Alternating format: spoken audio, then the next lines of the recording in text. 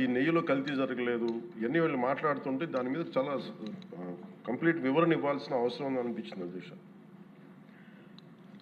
ముఖ్యంగా గత ప్రభుత్వ పాలనలో ఉన్నప్పుడు ఎక్కడా కూడా దేవాలయాల మీద దాడులు జరిగినా ఇంకోటి జరిగినా ఎక్కడా కూడా మేము దోషుల్ని పట్టుకోండి అని చెప్తా వచ్చాం తప్ప ఎక్కడా కూడా మీరు చేయించారని కానీ మీరు ఉన్నారని కానీ ఎక్కడ ఎందుకంటే తక్కువ అలా కూర్చోబెట్టి ఎలా పడితే అలా మాట్లాడటానికి బాధ్యత ఉంటాం కాబట్టి అలా మాట్లాడలేము.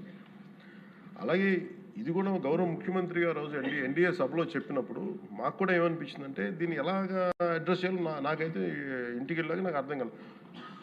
ఇలాగ యానిమల్ ఫ్యాక్ట్ కూడా కలిసి ఇది ఎన్డీడీబీలో వచ్చింది అని నేషనల్ డైరీ డెవలప్మెంట్ బోర్డు దాంట్లో. సో ఇవన్నీ కూర్చోబెట్టి మాట్లాడుతున్నప్పుడు నేను తర్వాత మార్నింగ్ నేను ట్వీట్ చేశాను అధ్యక్ష. దాని మీద ఎందుకు ట్వీట్ చేయాల్సి వచ్చిందంటే వరుసగా నన్ను ట్యాగ్ చేస్తే చాలా మెసేజ్లు వస్తూ ఉన్నాయంట. నా ఆఫీస్ నుంచి అన్ని పంపించేటప్పుడు నేను చూసాను ఏం జరిగిందంటే మీరు ఎవరు మాట్లాడరేంటి ఇలాంటి రిపోర్ట్ ఉన్నప్పుడు కూడా మీరు ఎవరు మాట్లాడరు ఏంటంటే అప్పుడు నా ఉద్దేశం ఏముందంటే ఇది ఈ దేవాలయాలు జరిగే ఇలాంటివన్నీ ఇవన్నీ కూర్చోబెట్టి దీనికి ఒక రక్షణ ఒక సనాతన ధర్మ రక్షణ బోర్డు లాంటి ఉంటే బాగుంటుంది.